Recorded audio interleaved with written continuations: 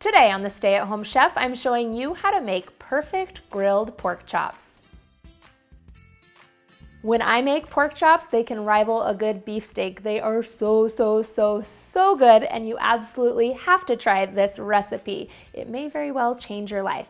Now, the most important thing about making pork chops is choosing your cut. There are actually 4 different cuts of pork chops: shoulder chop, rib chop, center cut loin chop, and boneless. You don't want to use shoulder chops or boneless pork chops for grilling. They just don't produce the best results. You want to choose from either rib chops or center cut loin chops, which have like a T-bone in the middle. Today I'm using rib chops, which have a rib bone that runs right along the outside. The best way to get the perfect pork chop for grilling is to go to the meat counter and ask for it. Your butcher will be thrilled to help you with it.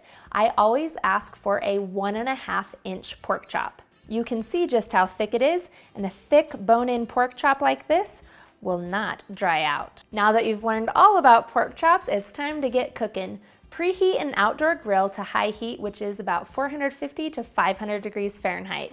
Then we'll take some olive oil and we'll drizzle just a little bit onto each chop and rub it into the top, the sides, and a little bit more on the bottom. Then we'll set those chops to the side for a second and put together our rub. We'll keep it really simple with 2 teaspoons of salt, a teaspoon of black pepper, and a teaspoon of smoked paprika, and toss this together. Then we're gonna use this to season our chops. Sprinkle it on generously, and then you can rub it in. Once you have all of your chops seasoned, it's time to head on out to the grill. We're gonna start out by searing it directly on the grill grates. Then close the lid and give it 2 to 3 minutes to sear on one side. Then just give it a flip and give it 2 to 3 minutes on the other side as well. After the chops are seared on both sides, we're gonna turn the heat on the grill to medium and move all of your chops to this upper rack so they can finish cooking over indirect heat.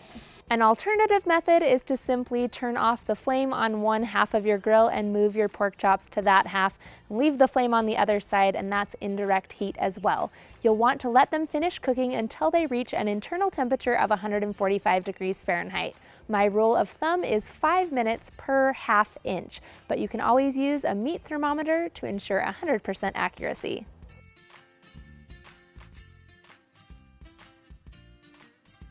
Thanks for watching. You can find the full written recipe in the video description. Be sure to subscribe, like, and follow, and check out the rest of my videos where you can find hundreds of restaurant quality recipes you can easily make at home.